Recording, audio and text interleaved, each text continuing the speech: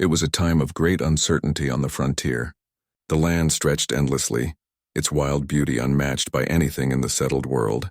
The settlers who lived on the edges of the wilderness, where nature was raw and untamed, had to be strong. Among them was a woman named Mary, who had known both peace and fear in equal measure.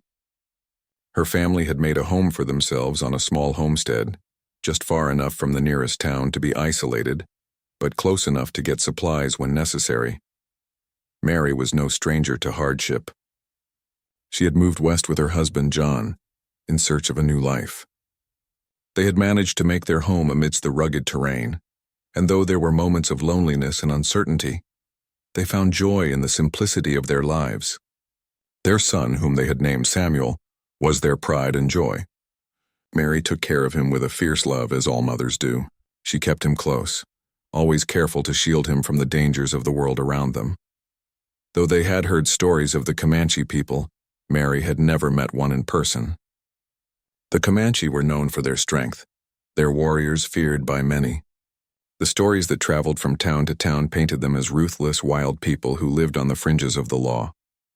However, these were only tales, and like many stories passed from one person to the next, they often left out the truth. Mary knew that she had to be cautious, always keeping an eye out for any sign of danger, but she did not allow fear to rule her life. Still, the stories had an impact on her, and like most settlers, she kept a safe distance from the unknown. One afternoon, as the sun began to set, casting a golden glow over the plains, Mary was sitting on the porch of her small cabin, rocking Samuel gently in her arms. The wind was soft and the day had been calm. It was a peaceful moment, one she would have treasured if she had known what was about to happen. As Mary hummed a quiet tune to her son, she heard a faint noise in the distance. At first she thought it was the wind, but then it grew louder and she could hear the faint sound of footsteps. She stiffened, a knot forming in her stomach. It was not unusual for travelers to pass by, but something about the noise seemed different. She stood up quickly, trying to peer into the distance, her eyes squinting against the light. What she saw next made her heart race. A figure appeared on the horizon, walking slowly toward her home. It was a man, dressed in worn clothing, his gait uneven as though he had been walking for days. His face was hidden beneath a wide-brimmed hat, but Mary could see the signs of exhaustion in his movements. He stumbled slightly, his steps heavy, but he kept coming. Instinctively, Mary stepped back inside the cabin, closing the door behind her with a soft click. Her thoughts raced as she grabbed Samuel, holding him close. Should she hide? Should she call for John? But then she hesitated. The man was not running toward her home. He wasn't charging or threatening. He was simply walking, almost as if he had no energy left to do anything else. With a deep breath, Mary moved toward the door again. Her curiosity got the better of her, and she cautiously opened the door just enough to peer out. The man had reached the edge of her porch. He was no longer walking, but standing still, his head lowered, his shoulders slumped. His clothes were dusty and torn, and his face was covered in dirt. He looked like he had traveled for days without rest. "Can I help you?" Mary called out, her voice trembling slightly despite her best efforts to remain calm. The man looked up slowly, his eyes dark and intense, but there was something in them that surprised Mary. It wasn't anger or violence, but desperation. He didn't speak right away, and for a moment they just stared at each other, the silence heavy between them. Then in a broken voice the man spoke. "I need milk for baby." Mary blinked, unsure if she had heard him correctly. A baby? This man, clearly exhausted and in need of help, was asking for milk? It didn't make sense. She glanced down at Samuel in her arms, his small face nuzzling against her, and the realization hit her. This was no ordinary request. "Milk for the baby," she repeated slowly, trying to understand. The man nodded, his eyes pleading. Mary could see now that he was holding something wrapped in cloth in his arms. She couldn't see what it was at first, but as she looked closer, she realized it was a small bundle. A tiny face, just barely visible, wrapped tightly and held close to his chest. The baby appeared to be sleeping, but it was so fragile-looking that Mary felt a surge of compassion. "Where is the child's mother?" Mary asked, her voice soft but filled with concern. The man's face darkened at the question, and for a moment he looked away. When he finally spoke again, his voice was barely above a whisper. "Dead. My people. Raided. Took my wife, my family. Left me with nothing." Mary's heart clenched as she listened to his words. She had heard rumors of raids, of families losing everything in the blink of an eye, their lives destroyed by violence. But to see this man, standing in front of her with a child who was clearly his only remaining tie to his past, it was different. His sorrow was palpable and she could not ignore it. Without fully understanding why, but driven by a deep maternal instinct, Mary stepped forward. She didn't know what would happen next, but she knew that she couldn't turn this man away. She reached for the door, opening it wider, and said, "Come in. I'll help." The warrior didn't move right away. He looked at her with suspicion, as though unsure if he could trust her offer. But his need was greater than his doubt, and after a moment he stepped forward slowly, carefully crossing the threshold into her home. Mary's hands trembled slightly as she guided the warrior into her modest home. Her heart was racing, a mixture of curiosity, concern, and uncertainty. She had never imagined that she would be helping a man from the Comanche tribe, let alone one who had just asked for milk to feed a child. The world outside her home was filled with tension, with settlers and native tribes at odds, and the stories of violent raids were always on the edge of her mind. Yet here was a man in front of her asking for something so basic, so human, that it was hard to ignore. As she closed the door behind him, she felt the weight of the moment settle on her shoulders. Mary wasn't sure what she had expected, but the warrior standing before her was not what she had imagined. He wasn't the fierce, wild figure she had heard about in the stories. Instead, he seemed tired, worn down by loss and hardship. His face, though rough and weathered, showed no signs of the anger she had always associated with the Comanche. It was the face of a man who had seen too much pain and grief. The warrior looked down at the small bundle in his arms, his eyes softening as he adjusted his grip. The baby, wrapped tightly in cloth, stirred slightly but did not wake. Mary could feel her heart soften as she watched the warrior handle the child with such care. Despite the tough exterior, it was clear that this man loved the baby deeply, even though the world around him had been turned upside down. "Come," Mary said, her voice gentle but firm. "Let me see the baby." The warrior hesitated for a moment, unsure whether to trust her completely. But then, with a slow, deliberate motion, he shifted the cloth away, revealing the small face of the infant. Mary's breath caught in her throat. The child was tiny, no more than a few months old, with dark, wide eyes that seemed to hold an ancient wisdom. The baby's skin was pale and his body was frail, as though he had been neglected or lacked proper care. The warrior's eyes followed her gaze, and he spoke again, his voice low. "His mother, dead," he said simply, the pain in his words hanging in the air like a heavy cloud. "I couldn't let him go. He is all I have left." Mary felt a surge of sympathy and her heart went out to him. The grief in his voice was undeniable, and it mirrored the loss that so many on the frontier had suffered. She couldn't imagine what it must have been like to lose everything so quickly, but she knew one thing for sure: this baby needed help. He needed care and he needed a mother's touch. "I can help," Mary said quietly, stepping closer to the warrior. "I have milk. My son is just a little older than him. I can nurse him if you'd like." The warrior's eyes widened in disbelief. It was clear that he had not expected such an offer. In his world, trust was something that took time, and he was not used to receiving help from someone outside his tribe, especially a white settler. But there was something in Mary's eyes that reassured him. She was not asking for anything in return. She was simply offering what she could. With a nod, he handed the baby to Mary, his hands shaking ever so slightly. Mary took the infant carefully, cradling him in her arms. The baby's fragile form was a sharp reminder of the perilous world they lived in, where survival was a daily struggle. As she rocked the child gently, she looked up at the warrior. "Sit," she instructed. "Rest for a moment. I will make you some tea." The warrior didn't resist. He sat down by the fire, his body sagging with exhaustion. Mary could see that he was tired, deeply tired, more than just from the long journey. There was a weariness in his soul that went beyond physical fatigue. His eyes were distant, as though he was lost in thoughts of his past, perhaps haunted by the loss of his family, his tribe, and the world he had once known. As Mary prepared the tea, she couldn't help but glance at him. She had seen enough men who had been through battles, men who had fought for survival, but there was something different about him. He wasn't a warrior seeking revenge or a man full of anger. He was a father. And in that moment, Mary realized that the boundaries between them, settler and Comanche, didn't matter as much as they seemed. They were both parents, both humans with the same instinct to protect and care for a child.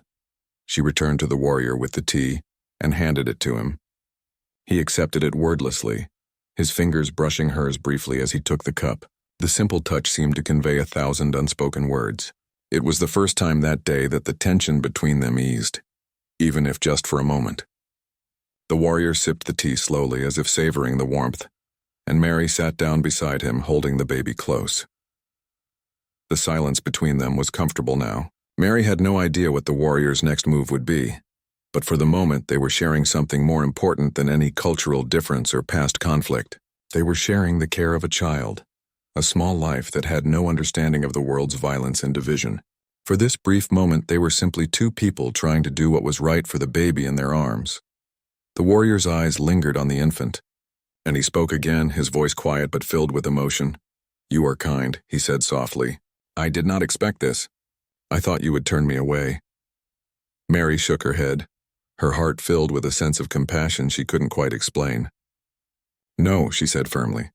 "No one should be turned away when they are in need. Not even someone like you." The warrior's expression softened as he studied her face. There was a long pause before he finally spoke again. "I have no family left," he said, his voice tinged with sorrow. "No tribe, no home." Mary reached over and placed her hand on his arm, offering a small but meaningful gesture of comfort. "You have this baby," she said quietly, "and you have me for as long as you need." The warrior looked at her, and for the first time his face seemed less guarded. The hardness in his eyes faded, replaced by something else, something Mary could not name. But it was there, a flicker of hope.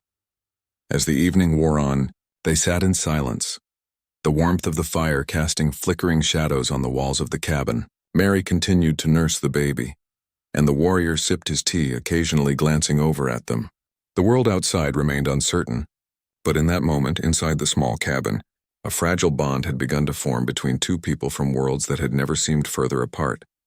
And though neither of them knew what tomorrow would bring, they both knew that for now, they had found something rare: understanding, compassion, and a shared sense of humanity.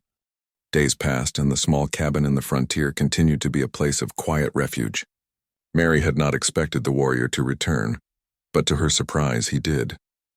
Each time he came with a small offering, sometimes food, other times dried herbs or animal pelts. He didn't speak much, but each gift carried a message of gratitude. He didn't have much to offer, but what he gave was always thoughtful, as though he wanted to repay Mary for the kindness she had shown him and his child. The warrior, whose name Mary had learned was Tahoma, was still a mystery in many ways. He rarely spoke of his past, and when he did, his words were few and measured. He had lost his family to a raid, an attack that had taken away everything he held dear. His people had been pushed off their lands, and Tahoma had been left to wander, with only his infant son to care for. But in the time that passed, Mary saw more of Tahoma's humanity. He was not a fierce, untamable warrior as the stories had made him out to be. Instead, he was a father trying to survive in a world that had taken everything from him. He was soft-spoken, thoughtful, and incredibly gentle with the baby. Mary couldn't help but feel a deep sense of respect for him. Every morning when Mary would wake up, she would find Tahoma sitting outside the cabin, watching the sun rise over the plains. It was a quiet, contemplative time for him, and Mary began to realize that the mornings were his way of reconnecting with the world, grounding himself before the day began. His time alone outside seemed to give him a moment of peace, away from the shadows of his past. Mary would offer him tea, and they would sit together, both silently watching the light fill the sky. During these moments, the words between them were few. Mary didn't know how to fill the silence, and she didn't think Tahoma wanted her to. It was as though in their shared quietness they understood one another. There were no judgments, no expectations, just two people sharing a small piece of the world in their own way. One afternoon, Tahoma returned from one of his excursions, looking a little different. He had a bundle of herbs in his hand and some dried meat. Mary was busy inside preparing food for Samuel, but when she saw him, she could tell something had changed in him. There was a new sense of purpose in his eyes, and his shoulders were squared with a quiet strength. "I've been thinking," Tahoma said, his voice steady, "about what you did for us. The milk, you didn't have to help, but you did." Mary smiled softly. "You don't have to thank me. I did it because I wanted to. I know, Tahoma said, but I owe you something. Not just for the milk, but for your kindness. I have nothing to give, but there is one thing I can do. I can teach you how to survive in this land. Mary looked at him, surprised. What do you mean? I already know how to survive. Tahoma nodded as if he had expected her to say that. You know how to survive as a settler, but this land is harsh, unforgiving. There are dangers you don't know. I can teach you how to hunt, how to track, how to gather. Mary didn't speak right away. It wasn't that she doubted Tahoma's words. She knew that life on the frontier was difficult and the dangers were real. But she had always relied on her own skills to survive, and the idea of learning from someone like him, a man from a different world, felt strange. Yet something inside her told her that he was offering her more than just practical skills. He was offering her a chance to understand the land in a way she never had before. After a long pause, Mary nodded. All right, teach me, but only if you promise to teach me everything you know. No holding back. Tahoma's face softened. I promise. Over the next few days, Tahoma kept his word. He took Mary on walks through the wilderness, showing her the different plants that could be used for food and medicine. He taught her how to track animals, how to spot signs of danger, and how to find water in the dry stretches of land where it was scarce. He was a patient teacher, explaining things carefully and taking the time to make sure she understood. At first, Mary was hesitant. She had always relied on the skills her husband had taught her, skills that were meant for farming and raising animals. But Tahoma's way of life was different. He taught her to read the land, to understand the rhythms of nature in a way she hadn't known before. He also shared small stories from his past, snippets of his life before the world had changed. He spoke of his family, of his people, and of the traditions that had been passed down through generations. It was clear that the Comanche way of life had been a rich and deep culture, filled with wisdom and respect for the land. As they spent more time together, Mary began to feel something that she hadn't expected: admiration. She had always thought of the Comanche as enemies, as people to fear. But in Tahoma, she saw something else. He was a survivor, a man who had endured unimaginable loss and yet continued to care for his son and honor the values that had been instilled in him. She began to realize that the division between settlers and native tribes wasn't as simple as she had once thought. It wasn't just about land or war, it was about people, and the ways they tried to protect what they loved. One evening, as the sun dipped below the horizon, Tahoma sat down beside Mary, watching the stars begin to twinkle in the sky. It was a peaceful moment, one that felt timeless, as though they were both in the same place for the first time. Thank you, Tahoma said quietly. You've taught me something too. Mary looked at him in surprise. What? You've taught me that there's more than one way to survive, he said, his voice filled with quiet emotion. I thought that all that mattered was strength and survival by force. But you've shown me that kindness, trust, love can be just as powerful. Mary smiled, her heart touched by his words. We're all just trying to survive in our own way. Tahoma nodded. Yes, and we're stronger when we help each other. That night, as Mary lay down to sleep, she couldn't help but think of the unlikely bond that had formed between them. She had always thought that the world was divided into clear lines, settlers on one side, native tribes on the other. But now she was beginning to see that the world was much more complex. It wasn't about sides. It was about the people who inhabited those sides, and the connections they could make if they were willing to put aside fear and judgment. In that moment, Mary realized that despite the differences between them, she and Tahoma had found something powerful: understanding. And that understanding had become the bridge that connected their two worlds. Weeks passed, and as the days grew longer and the seasons began to shift, life on the frontier continued to be a challenge. But it also brought moments of peace that Mary had never imagined. The world outside the small cabin still felt uncertain and unpredictable, but within its walls there was a sense of calm. Mary had come to rely on the quiet companionship of Tahoma, who continued to teach her the ways of the land. And in return, Mary had come to offer him more than just help with the baby. She had become a bridge, a source of stability in his uncertain world. It wasn't just the survival skills that had brought them closer. It was the way they had learned to trust one another. Tahoma, who had once seemed so distant, now spoke with more openness, especially when it came to his past. He would share memories of his life before the raids, when his people lived peacefully on their land, following traditions that had been passed down through generations.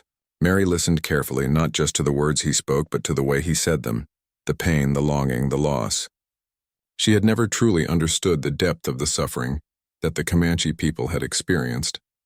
But through Tahoma's stories, she was beginning to see the world through his eyes. The trust between them had grown, and the gap that had once seemed so wide between them, settler and Comanche, was starting to shrink. They had found common ground in their shared humanity, but there was one thing Mary had not anticipated: the growing bond between Tahoma and her family. It started with little moments, like when Tahoma would quietly play with Samuel, showing him how to track small animals in the dirt. At first it was just a game, a way for Tahoma to pass the time. But soon he began teaching Samuel the names of the plants they could eat, the way to listen to the wind to predict the weather, and how to find the best places to fish. Samuel, in turn, looked up to Tahoma with the awe and admiration that any child has for an older figure. Tahoma had become more than just a teacher. He had become a father figure in Samuel's life, someone who could show him the ways of the world that Mary could not. And it was clear that Tahoma was just as fond of Samuel. There was a tenderness in the way he looked at the boy, a softness that Mary had never imagined in a warrior of his stature. He spoke to Samuel with patience, guiding him through the small lessons that Mary had never thought to teach him. In Tahoma's presence, Samuel learned to understand the land in ways that Mary couldn't explain. He was growing into a young boy who knew how to survive, who understood the world around him with a deep connection that came from Tahoma's guidance. One evening, as they sat around the fire, Mary couldn't help but notice the way Tahoma looked at her son. His eyes were full of warmth, and for the first time he spoke about something that had been weighing heavily on him. "I never thought I would see this day," he said quietly, his voice tinged with sorrow. "When I left my people, I thought I would never find a family again. My tribe is gone, and my wife, she is gone." He paused, the pain in his eyes deepening. "But when I see Samuel, when I see the way he trusts me, I feel something I haven't felt in so long. It is a gift I never expected." Mary felt a lump form in her throat. She had heard the stories of the warrior who had lost everything, who had wandered alone for so long. But hearing it from Tahoma's lips, hearing the raw emotion in his voice, made her heart ache. She had never considered what it must have been like for him, alone in a world that had taken so much from him. Yet in some small way he had found something again. He had found a family. And in that moment she realized just how much their bond had grown. They weren't just two people from different worlds, they had become something more, a family in their own way. As the days went by, the world outside continued to be unpredictable. The settlers had to contend with the threat of raids, the harsh elements, and the constant struggle to maintain their homes. One afternoon, as Mary and Tahoma were out gathering herbs, they heard the distant sound of hooves pounding against the earth. It was a sound that made Mary's heart race. The land around them had become increasingly dangerous, and the stories of Comanche raids had been growing. At first, Tahoma didn't move. He stood still, listening intently. Then, without warning, he grabbed Mary's arm, pulling her into the thick brush nearby. "Stay low," he whispered urgently. Mary's breath caught in her throat as she followed his lead, her heart pounding in her chest. She hadn't heard any horses approaching, but Tahoma's instincts were sharper than hers. They crouched together, hidden in the undergrowth, listening as the sound of the hooves grew louder. Minutes passed like hours, and Mary's mind raced. Who was it? Were they friend or foe? Tahoma had been a warrior, but she didn't know what he could do now, alone and without his tribe. The sound of hooves drew closer, and then, as suddenly as it had started, the sound faded away. The riders had passed. They had not seen them. Tahoma's grip on Mary's arm loosened, and they both let out a collective sigh of relief. "Is it over?" Mary whispered, still crouched low. "For now," Tahoma replied. He didn't look scared, but there was a quiet seriousness in his voice. "We need to be careful. The world out there is not safe, Mary." It was a stark reminder that no matter how much trust they had built between each other, the outside world still held dangers they could not control. The settlers, the native tribes, the raids. It was all part of a world that was beyond their ability to change. But for now they had each other, and that was something that neither Mary nor Tahoma was willing to let go of. Later that evening, as they sat around the fire, Mary found herself thinking about the fragility of life on the frontier. how easily everything could be taken away, but also how resilient people could be when they had something to fight for. Tahoma, despite all he had lost, was still fighting for his son, for his place in the world, for the hope that maybe, just maybe, he could find peace again. And Mary, despite all the uncertainty, had found something unexpected, a family. She had found a deep, unspoken connection with Tahoma, a connection that was born not from shared history or shared blood, but from shared experience and mutual respect. They were learning to trust each other, and in doing so, they were building something strong, something that neither of them had ever imagined would happen on the lonely frontier. In that quiet moment, as the fire crackled and the stars glittered above them, they both understood that the journey they were on together was just beginning. It would be a journey filled with challenges and unknowns. But for the first time in a long time, they both felt that they were no longer alone. As time went on, the small cabin nestled on the edge of the frontier became a place of unexpected peace, a rare oasis in a world constantly on the brink of chaos. Mary, Tahoma, and Samuel had created something that none of them had anticipated, a family, born out of necessity but growing into something far deeper.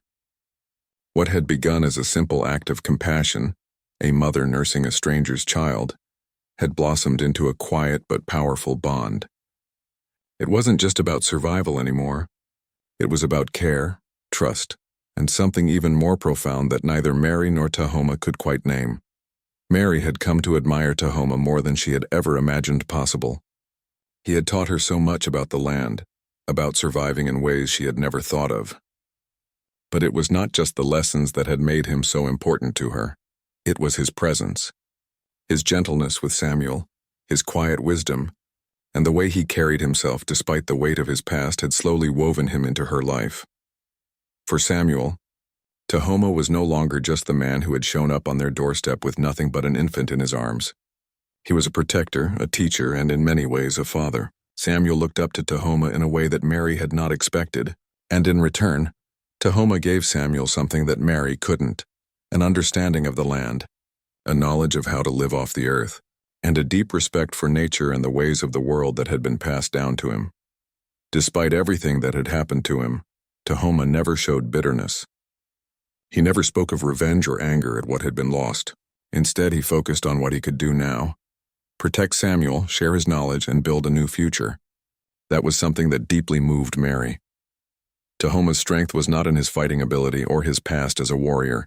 It was in his ability to heal, to rebuild, and to offer what little he had left to those he cared for. But even in this newfound peace, the world around them remained uncertain. The dangers of the frontier were never far from their minds, and though they had created a safe space within their cabin, Mary knew that they could not stay there forever. They had heard rumors of unrest between the settlers and the native tribes, and with each passing day, the tension in the air seemed to grow thicker. One crisp morning, as Mary stood outside with Samuel, watching the sun rise over the plains, she noticed something on the horizon. It was just a small movement at first, but as she focused, she saw more figures appearing in the distance. Her heart skipped a beat as she realized what it was. Riders, several of them riding fast and with purpose. Mary's first instinct was to run inside and hide, to grab her son and lock the door. But then she saw Tahoma, who had been sitting nearby, standing up with a calmness that unsettled her. "Who are they?" Mary asked, her voice tense, her eyes never leaving the riders. "Don't worry," Tahoma said quietly, his eyes scanning the riders carefully. "They're not here for us." Mary felt a wave of relief, but it was short-lived. The riders were getting closer, and Tahoma's posture had shifted, his expression hardening. He was no longer the calm, quiet man she had grown used to. In that moment, he was a warrior again, alert and watchful. Mary felt a chill run down her spine as the reality of the situation set in. She wasn't sure who these riders were, but she knew that if they were hostile, there was little they could do. The riders finally arrived at their homestead. There were 4 of them, all on horseback, their faces obscured by masks and war paint. They looked nothing like the settlers Mary had known. They were different, their movements deliberate and cautious. One of the riders, a tall man with a scar running down his cheek, dismounted and approached Tahoma.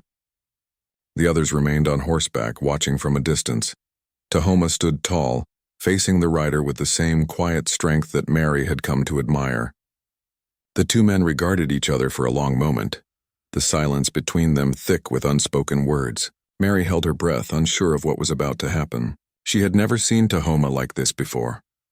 After a long pause, the tall rider spoke, his voice low and rough. "You've been away from your people for a long time, Tahoma. It's time to come back." Mary's heart skipped a beat. She knew that Tahoma's past was not one he spoke of often, but the mention of his people left her uneasy. What did this man want from Tahoma? And why had he come now? Tahoma's face remained calm, but Mary could see the tension in his shoulders. He did not respond right away.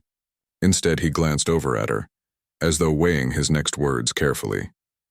"I have a family here now," Tahoma said slowly, his voice steady but filled with something Mary hadn't expected.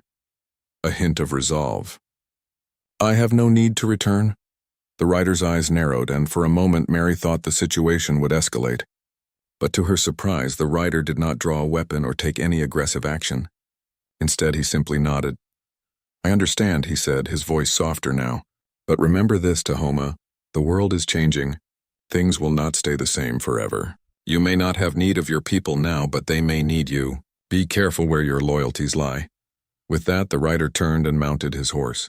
The others followed suit, and without another word they rode off, disappearing into the distance. Mary stood frozen, watching them leave, her mind racing. What had just happened? Who were these men? And what did Tahoma mean when he said he had a family here now? The words felt heavy, as though they carried more meaning than she could understand. As the riders disappeared from view, Tahoma turned to her, his expression unreadable. "They are my people," he said quietly. "But my place is here with you and Samuel." Mary felt a surge of relief, but there was something else too. A deep sense of gratitude for Tahoma's words.